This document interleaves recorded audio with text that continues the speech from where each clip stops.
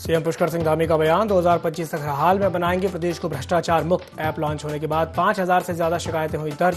सरकार लगातार कर रही है भ्रष्टाचारियों पर कड़ी कार्रवाई।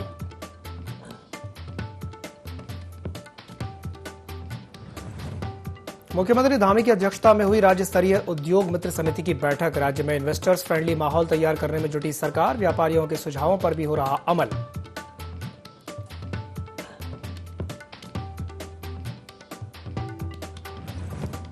स्वास्थ्य मंत्री डॉक्टर धन सिंह रावत ने की स्वास्थ्य महानिदेशालय में अधिकारियों के साथ बैठक। कोविड रिस्पांस पैकेज पर हुई चर्चा। प्रदेश में बेहतर स्वास्थ्य सेवाएं मुहैया कराने के लिए दिए अधिकारियों को निर्देश।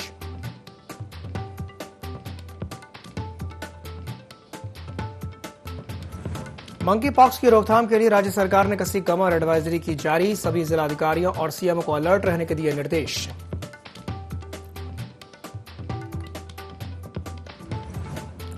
और कोटद्वार में कूड़े के ढेर से हुआ लोगों का जीना मुहाल। बरसात में लोगों को सता रहा बीमारी फैलने का डर।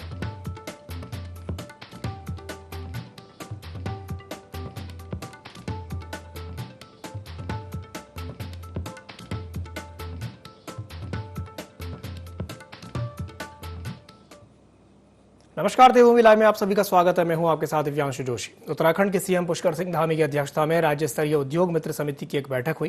बैठक सचिवालय में आयोजित की गई। बैठक के बाद उद्योग सचिव पंकज कुमार पांडे ने बताया कि बैठक में इन्वेस्टर फ्रेंडली माहौल तैयार करने को लेकर के चर्चा की गई है। इसके साथ ही इंडस्ट्रियल एसोसिएशन के सुझावों पर भी चर्चा की गई। उद्योग सचिव पांडे ने बताया कि राज्य में सिंगल यूज प्लास्टिक के विकल्प के लिए पॉलिसी का ड्राफ्ट तैयार कर लिया गया है। उन्होंने बताया कि लैंड बैंक के लिए कमेटी बनाई जा रही है, जिससे उद्योगों को आसानी से भूमि उपलब्ध हो सकेगी।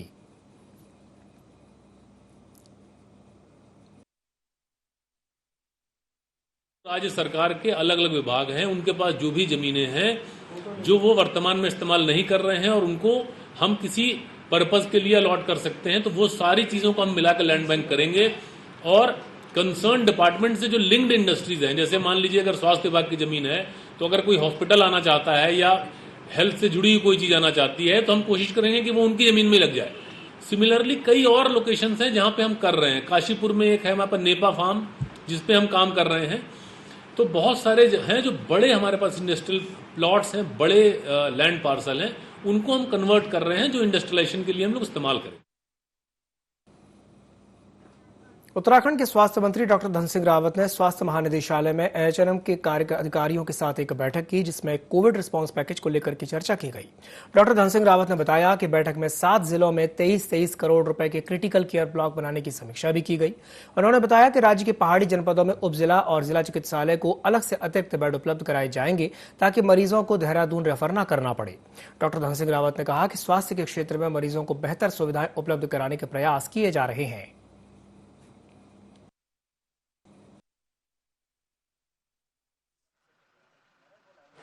23 करोड़ रुपए के क्रिटिकल केयर ब्लॉक बना रहे हैं कि कोई भी मरीज अगर बहुत क्रिटिकल होता है तो वहाँ उसका इलाज हो सके। जो हमारे उप जिला चिकित्सालय हैं, जिला चिकित्सालय, वहाँ पे भी हम अलग से अतिरिक्त बेड और दे रहे हैं। जो भी रेफर केस आता है वो देहरादून तक नए जिलों में जो है उसका इलाज हो जाए। स्वास्थ्य विभाग जो है लगातार इस पर काफ़ी काम कर रहा है। हमारा सबका एक ही ध्येय है कि भाई हम बेहतर स्वास्थ्य सेवा अपने राज्य में कैसे दे पाए। बढ़ते हैं अगली बड़ी खबर की ओर, जो कि देहरादून से है, जहां सीएम पुष्कर सिंह धामी ने एक बयान दिया है। उत्तराखंड भ्रष्टाचार मुक्त बनेगा, ऐसा कहना है मुख्यमंत्री धामी का। साथ ही साथ उन्होंने ये भी कहा है कि 2025 तक भ्रष्टाचार मुक्त और नशा मुक्त राज्य बनाने का संकल्प है। सभी विभाग विजिलेंस के साथ समन्वय बना करके काम करेंगे। भ्रष्टाचार की शिकायतों के लिए 1-4 नंबर दिया गया है। ये नंबर अब लॉन्च कर दिया गया है। साथ ही साथ भ्रष्टाचार की शिकायतों पर विशेष प्रमुख सचिव अभिनव कुमार ने भी बयान दिया। उन्होंने कहा कि शिकायतों पर त्वरित कार्रवाई की जा रही है। जीरो टॉलरेंस सरकार का लक्ष्य है।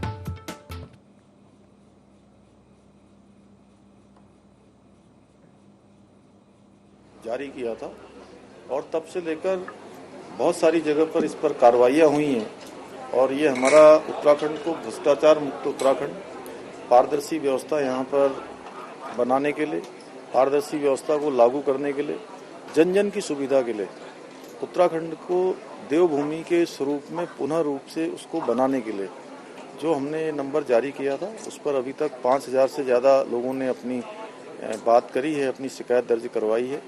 और सभी पर कार्रवाइयाँ हुई हैं। कुछ भ्रष्टाचार से संबंधित थी और जो भ्रष्टाचार से संबंधित नहीं थी उनको दूसरे पोर्टल पर जो हमारा 1905 है उस पर भी ट्रांसफर किया गया है। मुख्यमंत्री पुष्कर सिंह धामी ने एक बयान दिया है और इसी खबर पर अधिक जानकारी साझा करने के लिए हमारे साथ प्रिंसिपल करेस्पॉन्डेंट कैलाश बिष्ट जुड़े हुए हैं। कैलाश जी, सीएम पुष्कर सिंह धामी ने एक बयान दिया है। उन्होंने कहा है कि उत्तराखंड जो राज्य है वो भ्रष्टाचार मुक्त बनेगा। क्या जानकारी है, विस्तार से बताइए। बिल्कुल दिव्यांशु, देखिए 1064 एक ऐप लॉन्च किया है उत्तराखंड सरकार की ओर से और इस 1064 नंबर के तहत और इस ऐप के तहत जो भी भ्रष्टाचार से संबंधित जो शिकायतें हैं उनको दर्ज किया जाता है। और आज इस कार्यक्रम में आज उन्होंने भाग लिया था, विजिलेंस द्वारा ये कार्यक्रम आयोजित किया गया था और इस कार्यक्रम का जो मुख्य उद्देश्य है वो यही है कि प्रदेश में भ्रष्टाचार को बढ़ावा ना मिले, इसको लेकर इस कार्यक्रम को रखा गया था। और जीरो टॉलरेंस की सरकार की बात हमेशा करती है उत्तराखंड सरकार, और जिस तरीके से मुख्यमंत्री ने खुद कहा है कि इस ऐप को, जब से ये ऐप को शुरू किया गया है तब से 5000 से ज्यादा शिकायतें आ चुकी हैं इस ऐप के माध्यम से और 3000 शिकायतों पर तुरंत कार्रवाई की गई है। तो कुल मिलाकर देखा जाए कि इस वक्त सरकार बहुत ज्यादा गंभीर नजर आ रही है।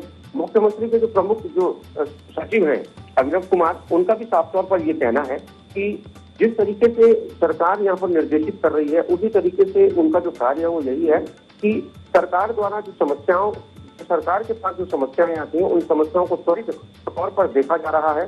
त्वरित जो अधिकारी और कर्मचारी जो इस ऐप में जिनकी ड्यूटी है उनको ये निर्देशित किया गया है कि अगर इस तरह की कोई भी अगर समस्या या इस तरह की कोई भी शिकायत अगर आती है तो तुरंत उस पर कार्रवाई की जाए। उसके अलावा यहाँ पर यह भी कहा गया है कि जो विजिलेंस विभाग है, विजिलेंस विभाग को और ज्यादा मजबूत किया जाएगा। करीबन 2 करोड़ रुपए उनको अतिरिक्त यहाँ पर दिए जाएंगे ताकि उनका जो इंफ्रास्ट्रक्चर हो वो और मजबूत हो। जो भ्रष्टाचारी है उनको किसी भी कीमत पर सरकार बिल्कुल बख्शने से मुक्त नहीं है। और जो प्रमुख सचिव अभिनव कुमार है उनका भी साफ तौर पर यही कहना है कि सरकार जिस तरीके से कार्य कर रही है उस कार्य करने के तरीके से यही लगता है कि 2025 का जो उद्देश्य दिव्यांशु तो सरकार लेके चल रही है, चाहे देश को भ्रष्टाचार मुक्त बनाना हो या फिर नशा मुक्त बनाना हो, इस दिशा में सरकार आगे बढ़ रही है। कैलाश जी, ये कहा जा सकता है कि चूंकि 2025 की बात कही गई है, 2025 वो साल होगा जब उत्तराखंड राज्य अपनी रजत जयंती मना रहा होगा, 25 वर्ष पूरे हो जाएंगे, तो सीएम धामी का एक स्पष्ट संदेश है कि भ्रष्टाचार को लेकर के किसी भी तरह की कोई कोताही नहीं बरती जाएगी। बिल्कुल, देखिए आपने बिल्कुल वाजिब सवाल यहाँ पर किया है।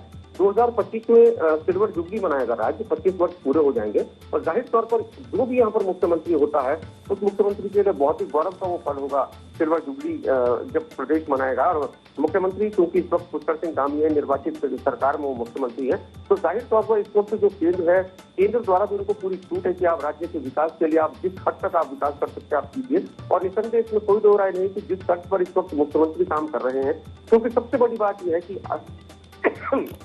माफ कीजिएगा, सबसे बड़ी बात यह है कि प्रदेश में पहले ऐसे युवा मुख्यमंत्री बने हैं पुष्कर सिंह धामी और युवाओं की बात वो समझते हैं, बुजुर्गों की बात भी वो समझते हैं और एक अनुभवी वो नेता है क्योंकि विधायक पहले भी रह चुके हैं। तो निसंदेह इसमें कोई दो राय नहीं कि चीजों को समझते हुए वो आगे बढ़ रहे हैं।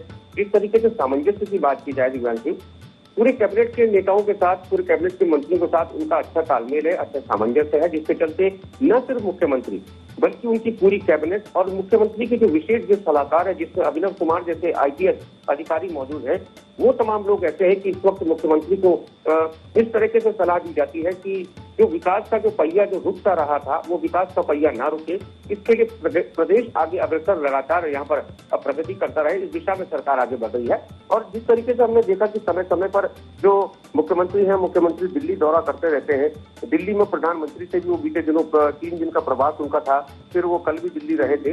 तो समय समय पर दिल्ली जाना और अपने राज्य के लिए पैकेजेस की मांग करना, तो ये एक अच्छा संदेश है राज्य की विकास के लिए। और निसंदेह इसमें कोई दो राय नहीं कि अगर मुख्यमंत्री है तो उनको जाहिर तौर पर केंद्र से भी यहाँ पर मदद लानी चाहिए और उनका जिस तरीके से अनुभव है, उनका जिस तरीके से आचरण है, उस आचरण के बिहार पर जो केंद्र है, केंद्र द्वारा भी पूरी मदद की जा रही है। तो इसमें कोई दो राय नहीं कि जो संकल्प सरकार ने लिया है 2025 को लेकर, वो संकल्प अगर यही स्थिति रही, इसी तर्ज पर अगर सरकार और मुख्यमंत्री और उनकी टीम चलती रही, तो हम समझते हैं कि 2025 का संकल्प पूरा हो सकेगा। कैलाश जी, तमाम जानकारी साझा करने के लिए बहुत बहुत धन्यवाद।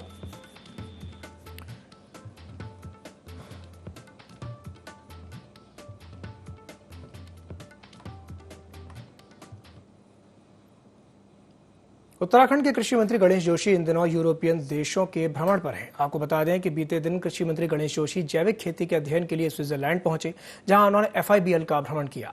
इस अवसर पर वरिष्ठ वैज्ञानिक अमृतबीर यार ने रेजिडेंट क्रॉपिंग पद्धति का प्रस्तुतिकरण दिया। इस दौरान कृषि मंत्री ने विधायक दल की बैठक के बाद पशु विज्ञान से संबंधित तकनीकी फील्ड का भी भ्रमण किया। वहीं कार्यक्रम में सिक्किम के कृषि मंत्री लोकनाथ शर्मा और कर्नाटक के कृषि मंत्री BC पाटिल भी उपस्थित रहे। इस दौरान कृषि मंत्री गणेश जोशी ने दोनों राज्यों के कृषि मंत्रियों और FIBL की टीम को उत्तराखंडी टोपी पहनाकर सम्मानित किया।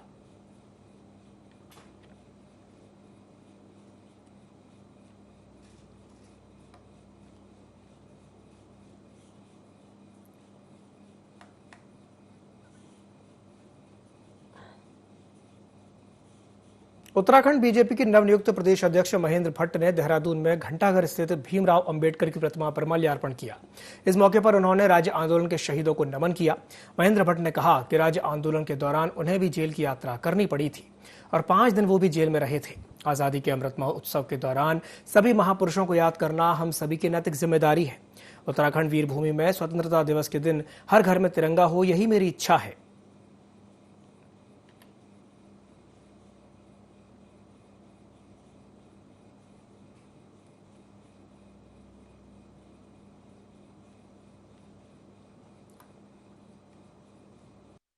वर्ष में अमृत महोत्सव में अपने सभी महापुरुषों को याद करना हम सबका नैतिक कर्तव्य है। अध्यक्ष बनने के बाद आज मैं इस स्थान पर, जिससे पूरा देश प्रेरणा लेता हो, भारत के लोकतंत्र की प्रेरणा मिलती है, देश के स्वाधीनता में सबके योगदान की प्रेरणा मिलती है। डॉक्टर भीमराव अम्बेडकर जी की मूर्ति पर मैं अपना सौभाग्य समझता हूँ कि इस अवसर पर मुझे यहाँ पर पुष्पांजलि अर्पित करने में पहुँचा हूँ इस अमृत महोत्सव में।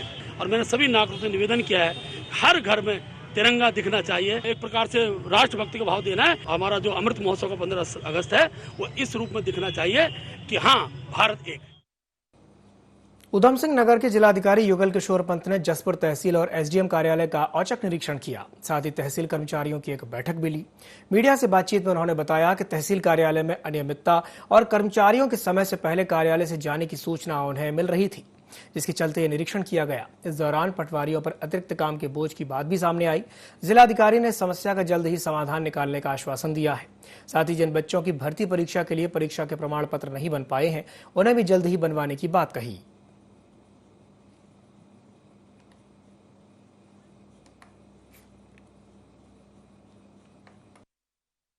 निर्माण का काम कर रहे हैं। इसके अलावा लॉन्ग टर्म के हिसाब से भी इसकी एक योजना बना के गवर्नमेंट को भेजी जा रही है, ताकि आने वाले दिनों में यहाँ भी कम भू कटाव हो और नदी सीधे अपने गंतव्य पर चली जाए।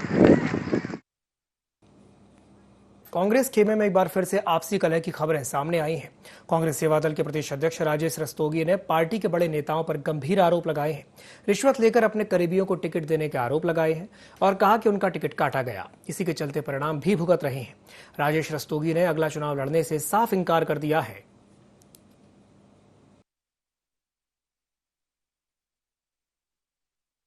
कांग्रेस के कुछ जिम्मेदार नेताओं ने घूस खा करके मेरा टिकट काटने का काम किया है और उसका परिणाम वो स्वयं भुगत रहे हैं। भविष्य में ना मैं कोई चुनाव लड़ूंगा, ना कोई राजनीति करूंगा। गाय की सेवा में हूं, सबकी सेवा में हूं, सबके साथ। कोटद्वार में नगर निगम को बने 4 साल पूरे होने वाले हैं, लेकिन जिन वादों को लेकर नगर निगम बनाया गया था वो अभी तक अधूरे ही नजर आ रहे हैं। वहीं स्वच्छता को लेकर नगर निगम के वार्ड नंबर 13 में कूड़े का अंबार आए दिन लगा हुआ दिखाई देता है, जो कि आसपास के व्यापारियों के लिए मुसीबत बन चुका है। वहीं कूड़े के ढेर से बरसात के दिनों में कई बीमारियां जन्म ले रही हैं, जिसकी शिकायत दुकान संचालकों ने कई बार नगर निगम के अधिकारियों से की है, लेकिन उसके बाद भी नगर निगम ने वहां से कूड़ा नहीं उठाया।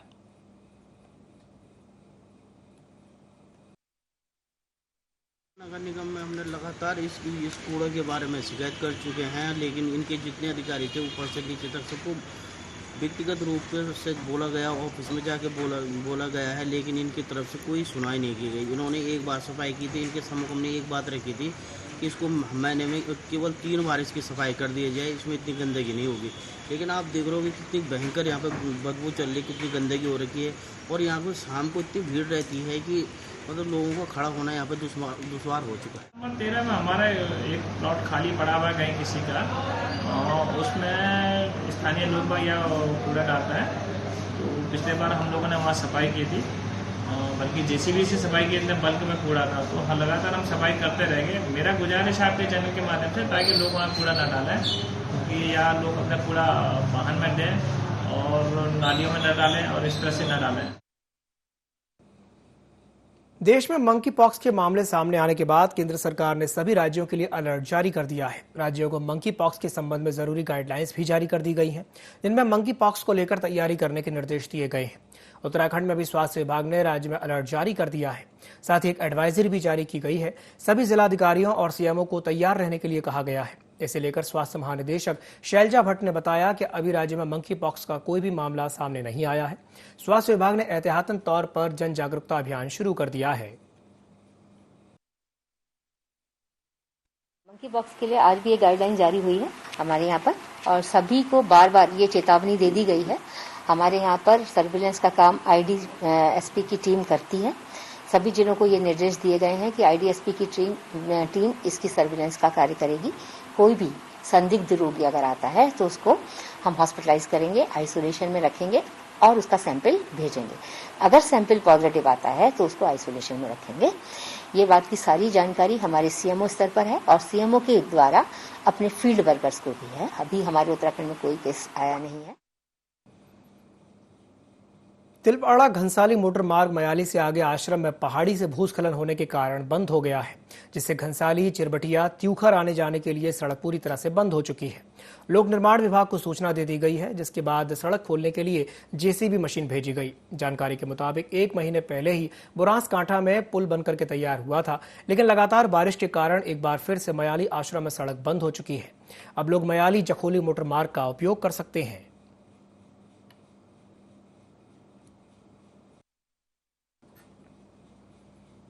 ऋषिकेश बद्रीनाथ नेशनल हाईवे पर कौड़ियाला के पास एक महिला खाई में जा गिरी। खबर मिलते ही बचाव टीम मौके पर पहुंची। काफी सर्चिंग के बाद महिला का शव बरामद हुआ है, जिसे रस्सी की सहायता से बाहर निकाला गया। महिला मुरादाबाद की रहने वाली थी और केदारनाथ धाम के दर्शन करके लौट रही थी।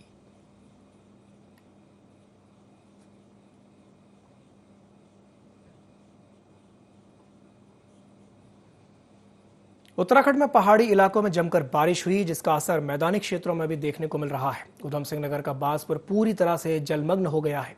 इतना ही नहीं, गांव को जोड़ने वाले मार्ग तक बारिश में बह गए हैं।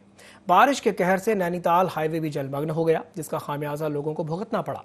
वहीं तहसीलदार यूसुफ अली ने बताया कि लोगों को राहत पहुंचाने के लिए PWD, सिंचाई और राजस्व विभाग की टीम बनाई गई है, जिससे लोगों को जल्द से जल्द राहत पहुंचाई जा सके।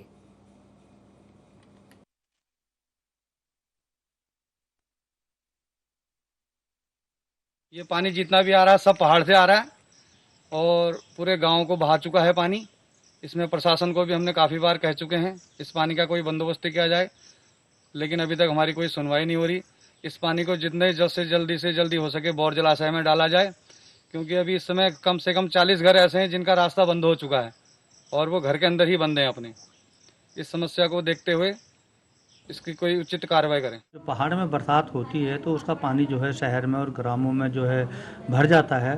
तो जैसे झारखंडी की हम बात करें बरैनी क्षेत्र की, तो वहाँ पे जो है जंगल का जो पानी आता है वो उधर क्षेत्र में आता है। तो इसके लिए जो है सिंचाई विभाग, राजस्व विभाग और वन की जो है एक कमेटी हमने बनाई है और अभी सर्वे हमारा चल भी रहा है कि किस तरीके से इस पानी को जो है निकासी हो और जिससे जो है हमारा जो है आबादी क्षेत्र और जो कृषि क्षेत्र जो है जलमग्न ना हो और कोई जनहानि ना हो। बीजेपी के नए प्रदेश अध्यक्ष महेंद्र भट्ट राजधानी देहरादून के बाबा अंबेडकर नगर पार्क पहुंचे, जहां उन्होंने संविधान निर्माता बाबा साहेब की मूर्ति पर माल्यार्पण किया। इसके साथ ही मेयर समेत कई कार्यकर्ता भी मौजूद रहे। अध्यक्ष पद पर ताजपोशी के बाद महेंद्र भट्ट ने जहां सबसे पहले शहीदों को नमन किया, वहीं लगातार वो सभी विभूतियों को भी नमन कर रहे हैं।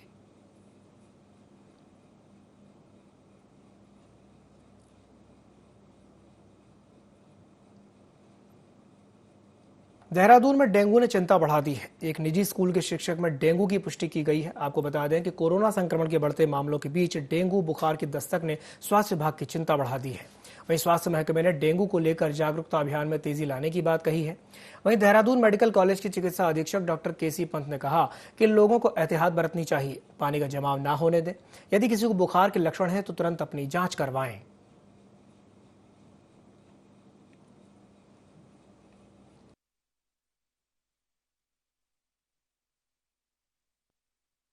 ये डेंगू के लिए जो है जहाँ जहाँ पानी इकट्ठा होता है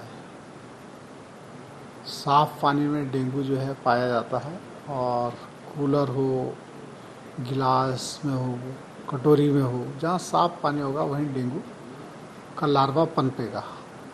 हर साल जो है हम जहाँ जहाँ जल भराव होता है, जहाँ साफ पानी इकट्ठा होता है, उसके लिए हम हर साल जो है नगर निगम के माध्यम से एक अभियान चलाते हैं। हमारा अभियान चल रहा है, अभी फॉगिंग भी जो है हमारी लगातार चल रही है और जहाँ जहाँ शिकायतें आ रही हैं स्वास्थ्य विभाग की और नगर निगम की संयुक्त टीम जो है उसका जाके जो है स्थल में जाकर उसकी जो है जांच कर रही है।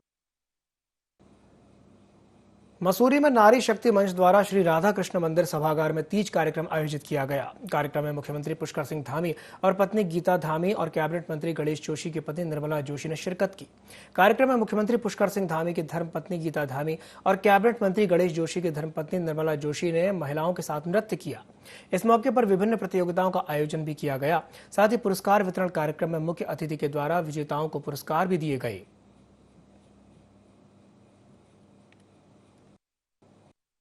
बहुत खुशी की बात है कि आज मसूरी विधानसभा में हमारे कैबिनेट मंत्री माननीय गणेश जोशी जी की श्रीमती जो है हमारी श्रीमती निर्मला जोशी जी भी हमारे बीच में है। आज यहाँ पे सभी पार्टी कार्यकर्ताओं ने, हमारी महिला मोर्चा ने बहुत ही सुंदर कार्यक्रम तीज के इस अवसर पे किया है।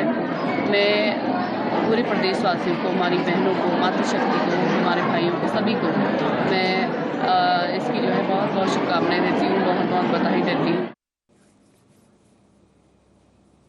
बुलेटिन में फिलहाल के लिए इतना ही, दीजिए इजाजत। नमस्कार।